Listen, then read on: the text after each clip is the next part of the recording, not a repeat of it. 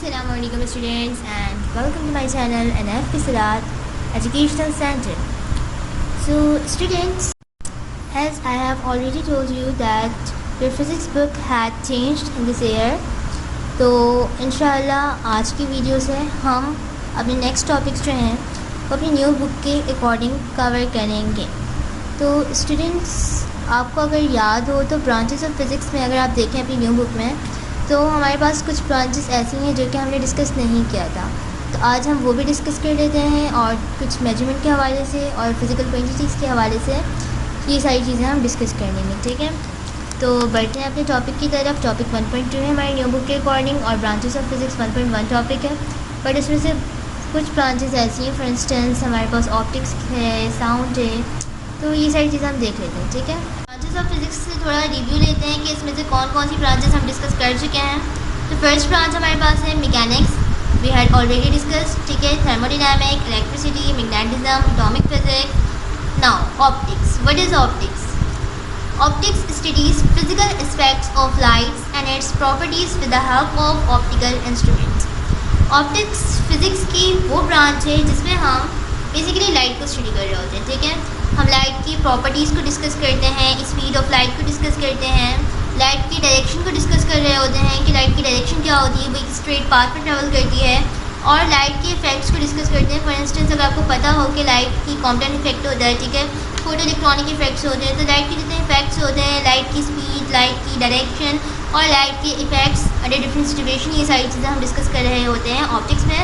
और लाइट से कंसर्न जितने भी हमारे पास इंस्ट्रूमेंट्स होते हैं, ऑप्टिकल इंस्ट्रूमेंट जिन्हें हम कहते हैं, वो आई से भी रिलेटेड होते हैं, ठीक है।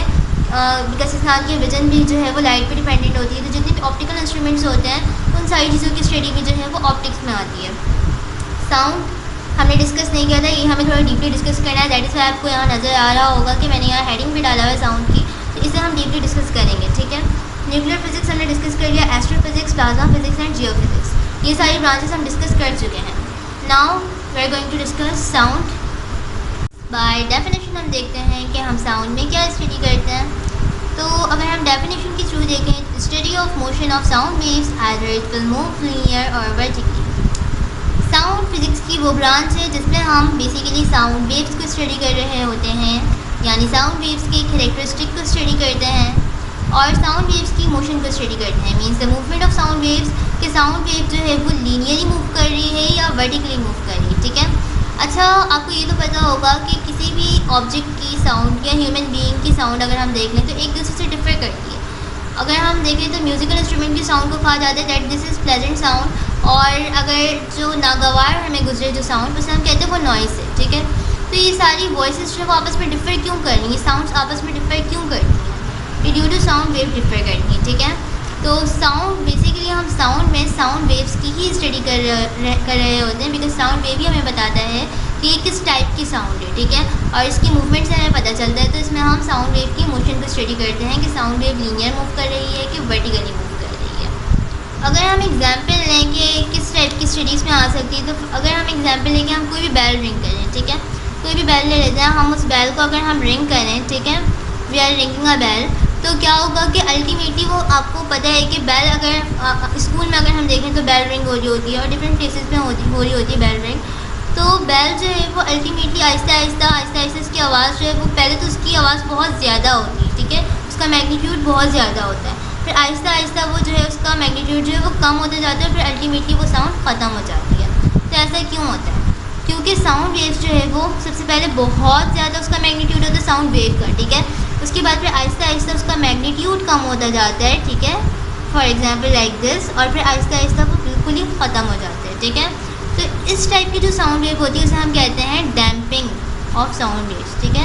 ये कहलाती है डैम्पिंग ऑफ साउंड वेव्स, कि सबसे पहले मैग्नीट्यूड बहुत ज़्यादा हो, फिर आहिस्ता आहिस्ता कम होता जाए और स्लो होने के बाद अल्टीमेटली ख़त्म हो जाए। तो इस टाइप की साउंड वेव्स की कहलाती है डैम्पिंग ऑफ साउंड वेव्स, ठीक है, डैम्पिंग ऑफ साउंड वेव्स। अच्छा, अब इसी का अपोजिट कि जो साउंड वेव्स जो हैं जिसका मैग्नीट्यूड जो है वो इक्वल रहे, वो ना कम हो ना ज़्यादा हो, वो उसका मैग्नीट्यूड जो है वो इक्वल रहे, ठीक है, लाइक दिस, तो साउंड वेव का वेव इसी तरह से जाती रहे, तो इस टाइप की साउंड वेव्स को हम कहते हैं अनडैम्पिंग ऑफ साउंड वेव्स, ठीक है। अनडैम्पिंग में मैग्नीट्यूड जो है वो इक्वल रहता है, जबकि डैम्पिंग में मैग्नीट्यूड जो है वो आहिस्ता आहिस्ता ग्रेजुअली वो स्लो होता जाता है, ठीक है। इसे हम क्या कहते हैं, undamping of sound waves, undamping of sound waves.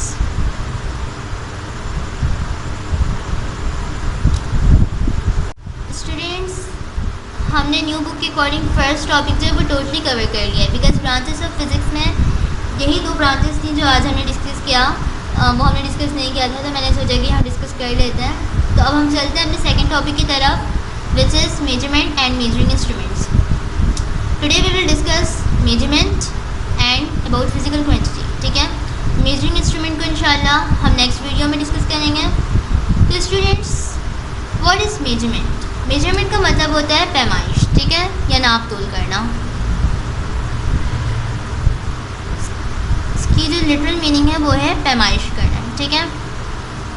अगर हम अपनी डेली रूटीन में देखें तो we do measurement in our daily routine, okay, because if you have to purchase anything, for instance if you are going to purchase any particular thing from rice to cloth और anything, any product, so you have to mention the numerical value with a specific unit, the shopkeeper. For instance, if you are going to any grocery shop and you have to purchase rice, so you have to mention that how much amount rice do you want, otherwise the shopkeeper will be confused that how much rice that he give you, ठीक है। तो वहाँ पे shopkeeper confuse हो जाएगा और फिर उसे समझ नहीं आएगा कि कितना वो आपको दे।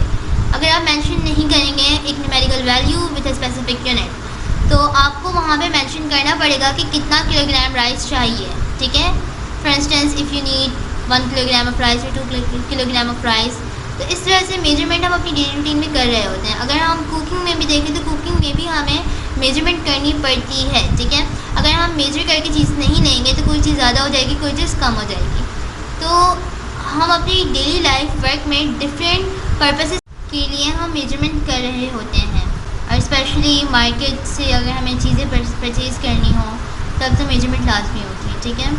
और अच्छा, आपको ये तो समझ में आ गया कि हम डेली लाइफ प्रोसेस में मेजरमेंट हम कर रहे होते हैं। तो अब चीज़ों को मेजर करने के लिए साइंटिस्ट ने मेजरिंग इंस्ट्रूमेंट्स डिज़ाइन किया, जिनके थ्रू हम चीज़ों को एक्यूरेसी के साथ मेजर करते हैं, ठीक है।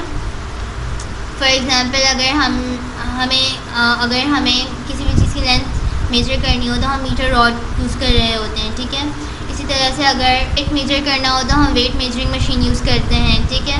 और बैलेंस यूज़ किया जाता है, और डिफरेंट मेजरिंग इंस्ट्रूमेंट्स जो हैं वो यूज़ किए जाते हैं डिफरेंट चीज़ों को मेजर करने के लिए, डिफरेंट पर्पसेस के लिए, डिफरेंट चीज़ों को मेजर करने के लिए डिफरेंट मेजरिंग इंस्ट्रूमेंट्स जो हैं वो यूटिलाइज़ होते हैं, ठीक है।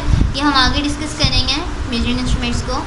अभी हमने मेजरमेंट डिस्कस कर लिया, मेजरमेंट क्या होती है। अब हम आते हैं फिजिकल क्वांटिटीज़ की तरफ। डेफिनेशन देखते हैं, what is physical quantity. Students, physical quantities क्या होती हैं? Quantities that can be measured in specific units, ठीक है। फिजिकल क्वांटिटी में मैग्नीट्यूड के साथ हम यूनिट भी मेंशन करते हैं, ठीक है, कि हर ऑब्जेक्ट में डिफरेंट यूनिट मेंशन किया जाता है। तो फिजिकल क्वांटिटी वो क्वांटिटी है जिसमें हम क्वांटिटी के साथ साथ यानी मैग्नीट्यूड के साथ साथ न्यूमेरिकल वैल्यू के साथ साथ हम यूनिट्स भी मेंशन करते हैं, और वो क्वांटिटी हमारे पास फिजिकल क्वांटिटी कहलाती है, जिसमें हम क्वांटिटी को एक स्पेसिफिक यूनिट के थ्रू रिप्रेजेंट करते हैं। हम आगे डिस्कस करेंगे तो आपको ये समझ में आ जाएगा कि फ़िज़िकल क्वांटिटी क्या होती है, ठीक है। अब फिज़िकल क्वांटिटीज़ में भी हमारे पास दो टाइप आती हैं फिज़िकल क्वांटिटीज़ की, ठीक है। First one is based quantity और fundamental quantity, and the second one is derived quantity. Name से हमें समझ में आ रहा है बेस्ड क्वांटिटी या फंडामेंटल फिजिकल क्वांटिटी, ठीक है। फंडामेंटल का मतलब होता है इसेंशियल या सबसे पहली जो है, ठीक है। तो बेस यानी इंपॉर्टेंट जो फिजिकल क्वांटिटी है, जो बेस है, ठीक है। और डिराइव मतलब जो बेस्ड क्वांटिटी से डिराइव हुई हैं, फंडामेंटल फिजिकल क्वांटिटी से जो फिजिकल क्वांटिटीज़ डिराइव हुई हैं वो कहलाती हैं डिराइव्ड क्वांटिटी। और बेस क्वांटिटी ये 7 बेस फंडामेंटल क्वांटिटीज़ होती हैं फिजिकल क्वांटिटीज़ की, 7 बेस या फंडामेंटल फिजिकल क्वांटिटीज़ होती हैं, और ये साथ ही रहते हैं, ये चेंज नहीं होते। जबकि डिराइव्ड क्वांटिटीज़ भी बहुत सारे हैं, ठीक है, जो कि इस 7 फंडामेंटल फिजिकल क्वांटिटी से डिराइव हुए हैं, ठीक है। अब मैं यहाँ 7 फंडामेंटल फिजिकल क्वांटिटीज़ मेंशन करती हूँ कि कौन कौन से हैं। स्टूडेंट्स, अब हम फंडामेंटल फिजिकल क्वांटिटी के हम वो डेफिनेशन भी डिस्कस कर लेते हैं जो आपकी बुक में प्रेजेंट है, ठीक है। वो भी मैं एक्सप्लेन कर देती हूँ कि अगर आप चाहें तो आप वो डेफिनेशन याद कर सकते हैं। Physical quantities which can not be explained by other physical quantities are called fundamental physical quantities, यानी वो फिजिकल क्वांटिटीज़ जिसे हम दूसरी फिजिकल क्वांटिटी के थ्रू एक्सप्लेन नहीं कर सकते, उसकी एक्सप्लेनेशन हम with the help of other physical quantity नहीं दे सकते, they are called fundamental physical quantity, यानी वो खुद ओरिजिन है, वो खुद बेस है, ठीक है। तो हम उसे किसी दूसरी फिजिकल क्वांटिटी की मदद से हम उसे एक्सप्लेन नहीं कर सकते because they are the based quantity, ठीक है। लेकिन डिराइव क्वांटिटी को हम with the help of fundamental physical quantity explain करते हैं बिकॉज डिराइव क्वांटिटी जो है वो फंडामेंटल फिजिकल क्वांटिटी से मिल के बनी है। अभी हम आगे डिस्कस करेंगे तो आपको ये समझ में आ जाएगा। तो डिराइव क्वांटिटी को हम with the help of fundamental physical quantity explain कर सकते हैं, लेकिन फंडामेंटल फिजिकल क्वांटिटी को हम with the help of other physical quantity explain नहीं कर सकते, ठीक है। और हमारे पास 7 बेस क्वांटिटीज़ होती हैं, यानी 7 फंडामेंटल फिजिकल क्वांटिटीज़ होती हैं। ना तो ये 7 से ज़्यादा होती हैं और ना होंगी, ठीक है। यानी ये 7 थी, 7 है और 7 ही रहेंगी। Now I am going to write the 7 fundamental physical quantities with their respective units. So let's start. अच्छा स्टूडेंट्स, यहाँ से हम देख लेते हैं इस टेबल में हमारे पास गिवन है इंटरनेशनल सिस्टम ऑफ यूनिट, ठीक है। फंडामेंटल बेस क्वांटिटीज़ यहाँ पे हमारे पास गिवन है। तो आप देख सकते हैं कि यहाँ पे हमारे पास 7 फंडामेंटल फिजिकल क्वांटिटीज़ गिवन हैं और with their respective units and with their samples. तो यहीं से हम देखते हैं। अच्छा, ये SI क्या होता है? यहाँ पे हमारे पास जो बोल्ड लेटर में SI लिखा हुआ है, इसका मतलब होता है international system of unit. Earlier बहुत सारे सिस्टम ऑफ यूनिट्स हुआ करते थे, तो जब वर्ल्ड वाइड कम्युनिकेट करते थे लोग आपस में, तो फिर सबके डिफरेंट सिस्टम ऑफ यूनिट होते थे, डिफरेंट एरिया में different system of unit use होता था। तो फिर आपस में कम्युनिकेट करने में बहुत सारी ज़्यादा प्रॉब्लम हुआ करती थी। तो फिर ये किया गया कि एक इंटरनेशनल लेवल पे एक सिस्टम ऑफ यूनिट इस्टेब्लिश किया गया, बनाया गया, जिसे throughout the world utilize किया जाता है, ताकि लोगों की ये प्रॉब्लम ख़त्म हो सके कि जब इंसान एक जगह से दूसरी जगह जाता था तो वहाँ का यूनिट चेंज होता था, तो फिर उसे समझने में प्रॉब्लम होती थी। तो इस वजह से एक ऐसा सिस्टम मुतारिफ़ करवाया गया जिसे थ्रू आउट द वर्ल्ड जो है वो ईज़िली यूटिलाइज़ किया जा सके, जिसे हम कहते हैं इंटरनेशनल सिस्टम ऑफ यूनिट। अच्छा, अब इंटरनेशनल सिस्टम ऑफ यूनिट को ही हम पढ़ते हैं फिजिक्स में, ठीक है। इंटरनेशनल सिस्टम ऑफ यूनिट को ही देखते हैं, तो ये आपको याद करना पड़ेगा। इसमें फंडामेंटल फिजिकल क्वांटिटीज़ हमारे पास 7 हैं, जो कि फर्स्ट हमारे पास यहाँ पे गिवन है टाइम। टाइम की जो यूनिट है SI यूनिट, वो है सेकंड। अच्छा, मैं बार बार इंटरनेशनल सिस्टम ऑफ यूनिट नहीं कहूँगी, मैं SI यूनिट कहूँगी, ठीक है, बिकॉज इसे SI यूनिट ही कहा जाता है। टाइम की SI यूनिट है सेकंड, इसका सैम्पल है S, स्मॉल s। लेंथ की SI यूनिट है मीटर, इसका सैम्पल है स्मॉल m। मैस की SI यूनिट है किलोग्राम, इसका सैम्पल है kg, ठीक है। इसे हम ज़्यादातर यूटिलाइज़ कर रहे होते हैं मैथ्स को रिप्रेजेंट करने के लिए। For example 1 kilogram of rice, 2 kilogram of pulses, तो हम इसे यूज़ कर रहे होते हैं, ठीक है। Amount of substance is the 4th fundamental physical quantity, और इसका SI यूनिट है मोल, और इसका सैम्पल है MOL, मोल, ठीक है। Then 5th is thermodynamic temperature. Temperature यानी इसका मतलब है टेम्परेचर। टेम्परेचर को हम केल्विन की थ्रू, इसकी यूनिट जो होती है वो केल्विन SI यूनिट, और इसका सैम्पल जो है वो कैपिटल K है, ठीक है। Then electric current, number 6 is electric current. Electric current को हम एम्पियर से रिप्रेजेंट करते हैं, इसकी यूनिट जो है SI यूनिट है वो एम्पियर है, और कैपिटल A इसका सैम्पल है। Then 7th is luminous intensity, और इंटेंसिटी का जो SI यूनिट है वो है कैंडेला, और इसे हम स्मॉल CD से रिप्रेजेंट करते हैं। तो ये हमारे पास फंडामेंटल फिजिकल क्वांटिटी का एक टेबल है, ये आपको याद करना होगा, बिकॉज ये हम अपनी क्वांटिटीज़ को डिराइव करने के लिए, फिजिकल क्वांटिटीज़ को डिराइव करने के लिए भी इन क्वांटिटीज़ की नीड होती है, ठीक है। तो ये बहुत ज़्यादा इंपॉर्टेंट है, ये याद करना, और चंद डिराइव क्वांटिटीज़ हैं वो भी याद करना बहुत ज़्यादा इंपॉर्टेंट है। What are derive quantities? Students, derive quantities क्या होती हैं? सिंपल सी डेफिनेशन है इसकी, द क्वांटिटीज़ या physical quantities that are derive from base quantities या फिर that are derive from fundamental physical quantities are called derive quantities. वो फिजिकल क्वांटिटीज़ जिन्हें हम with the help of base quantity या फंडामेंटल फिजिकल क्वांटिटी डिराइव करें, हमारे पास 7 fundamental physical quantity होती हैं, जो अभी हमने डिस्कस किया with their respective units and samples. तो उनकी थ्रू जो फिजिकल क्वांटिटीज़ डिराइव की जाएँ वो कहलाती हैं डिराइव क्वांटिटीज़। इसकी एग्जांपल हम देखते हैं, आपको समझ में आ जाएगा, ठीक है। स्पीड हमारे पास एक डिराइव क्वांटिटी है, ठीक है। स्पीड का फॉर्मूला होता है distance per unit time, time हमारे पास एक फंडामेंटल फिजिकल क्वांटिटी है, और डिस्टेंस यानी इसका मतलब है लेंथ, यानी जितना लेंथ है यानी जितना अमाउंट हमारे पास कवर हुआ है वो डिस्टेंस, फासला, उसका लेंथ। तो लेंथ हमारे पास एक फिजिकल क्वांटिटी थी और डिस्टेंस को भी हम मीटर में मेजर करते हैं। तो ये भी हमारे पास एक हमारे पास फिजिकल क्वांटिटी से हमारे पास डिराइव हुई है, यानी फंडामेंटल फिजिकल क्वांटिटी से डिराइव हुई है, ठीक है। बिकॉज डिस्टेंस की यूनिट जो होती है वो मीटर होती है, टाइम की सेकंड होती है, और ये हमारे पास फंडामेंटल फिजिकल क्वांटिटी में इंक्लूड है।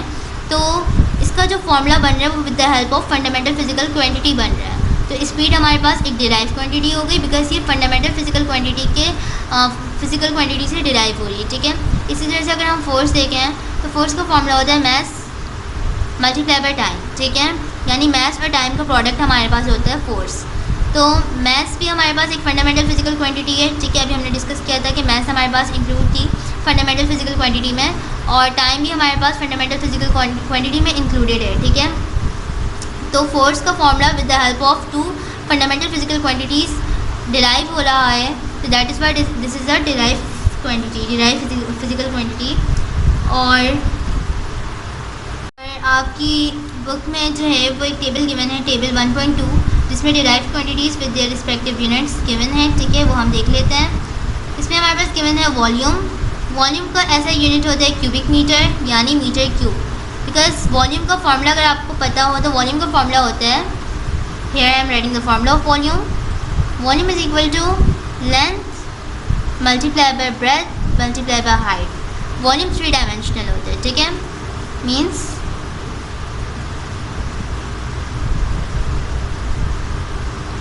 वॉल्यूम का जो स्ट्रक्चर होता है वो 3 डायमेंशनल होता है, ठीक है। इसमें हमारे पास 3 एलिमेंट्स आते हैं, like length, breadth and height. तो इन तीनों का प्रोडक्ट हमारे पास बनता है वॉल्यूम। लेंथ, ब्रेथ और हाइट तीनों की जो ऐसे यूनिट होती है वो होती है मीटर, ठीक है। तो एक बार यहाँ पे हमारे पास एक मीटर हो गया, एक ब्रेथ का मीटर और एक हाइट का मीटर। इन तीनों मीटर को हम कंबाइन कर देंगे तो क्या बन जाएगा इसका यूनिट, मीटर क्यूब। तो वॉल्यूम क्या है, वॉल्यूम भी एक डिराइव्ड क्वांटिटी है, बिकॉज ये with the help of fundamental physical quantity derive हुआ है, ठीक है। इसी तरह से आपकी बुक में और भी 4 डिराइव फंडामेंटल क्वांटिटीज़ गिवन हैं। Then second one is velocity. Velocity का फॉर्मूला होता है मीटर पर सेकंड, ठीक है। स्पीड का फॉर्मूला होता है डिस्टेंस पर यूनिट टाइम। इसी तरह से वेलोसिटी का फॉर्मूला होता है डिस्प्लेसमेंट पर यूनिट टाइम। हम आगे स्टडी करेंगे हमारे जो अभी प्रीवियस बुक में तो हमारे वो 3rd यूनिट होता था, देखते हैं हमारी न्यू बुक में वो कौन सा यूनिट है जिसमें हम मोशन को स्टडी करते हैं। तो उसमें हमारे पास काइनेमेटिक्स में हमारे पास आता है यही स्पीड और वेलोसिटी सारे टर्म्स आते हैं, तो उसमें हम डीपली डिस्कस करेंगे। वो हमारे पास होता है displacement per unit time, velocity, और वेलोसिटी का भी फॉर्मूला यही होता है हमारे पास मीटर पर सेकंड, बिकॉज डिस्टेंस या डिस्प्लेसमेंट की जो यूनिट होती है वो होती है मीटर, और टाइम की जो यूनिट होती है वो होती है सेकंड। तो ये हमारे पास बन गया मीटर पर सेकंड, और ये मीटर पर सेकंड, मीटर भी हमारे पास फंडामेंटल फिजिकल क्वांटिटी में इंक्लूड है और सेकंड भी हमारे पास फंडामेंटल फिजिकल क्वांटिटी में इंक्लूड है। तो ये हमारे पास क्या हुआ, ये एक डिराइव्ड फिजिकल क्वांटिटी हुई, ठीक है। इसी तरह से हमारे पास और गिवन है फोर्स। फोर्स अभी हमने डिस्कस कर लिया, इसका न्यूटन होता है, ठीक है। उसके बाद फिर मतलब इसका ऐसा यूनिट जो है वो न्यूटन होता है। मास का जो ऐसा यूनिट होता है वो होता है किलोग्राम, और टाइम का सेकंड। तो किलोग्राम सेकंड को हम कहते हैं न्यूटन, ठीक है। और डेंसिटी किलोग्राम पर क्यूबिक मीटर, ठीक है। और एक्सेलरेशन मीटर पर सेकंड स्क्वायर। तो ये सारी हमारे पास जो क्वांटिटीज़ हैं ये हमारे पास डिराइव्ड फिजिकल क्वांटिटीज़ हैं जो कि बेस क्वांटिटी से डिराइव हुई हैं। स्टूडेंट्स, आज की वीडियो में हमने 2 ब्रांचेस ऑफ फिज़िक्स हमने डिस्कस किया जो हमने कवर नहीं किया था, और हमने फिजिकल क्वांटिटीज़ डिस्कस किया और मेजरमेंट को डिस्कस किया। इंशाल्लाह नेक्स्ट वीडियो में हम मेजरिंग इंस्ट्रूमेंट्स को डिस्कस करेंगे।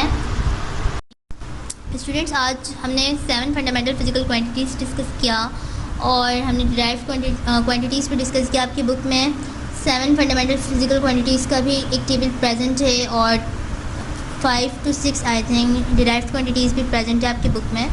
तो वो आप लोग याद कर लीजिएगा ताकि आगे हम जो स्टडी करेंगे अपना चैप्टर तो फिर हमारे लिए ईजी हो, बिकॉज अगर वो सारी चीज़ें याद हो जाएंगी तो फिर इंशाल्लाह आगे स्टडी करना, आगे चीज़ों को याद करना और ज़्यादा आसान हो जाएगा। तो स्टूडेंट्स, आज की वीडियो में बस इतना ही। तो मिलते हैं नेक्स्ट वीडियो लेक्चर के साथ। तब तक अपना अपने प्यारों का ख्याल रखिएगा, दुआओं में याद रखिएगा। अल्लाह हाफ़िज़। और नेक्स्ट वीडियो लेक्चर में इंशाल्लाह हम मेजरिंग इंस्ट्रूमेंट को कवर करेंगे। और स्टूडेंट्स, अगर आपको मेरी वीडियो अच्छी लगी या हेल्पफुल लगी तो प्लीज़ मेरे channel NFP Siraj educational centre को सब्सक्राइब कर दें और मेरी वीडियोस को लाइक करिएगा और शेयर करें अपने फ्रेंड्स के साथ और बेल आइकॉन को प्रेस कर दीजिए ताकि आपको हमारी न्यू वीडियोस की नोटिफिकेशन ऑन टाइम मिलती रहे। अल्लाह हाफ़िज़।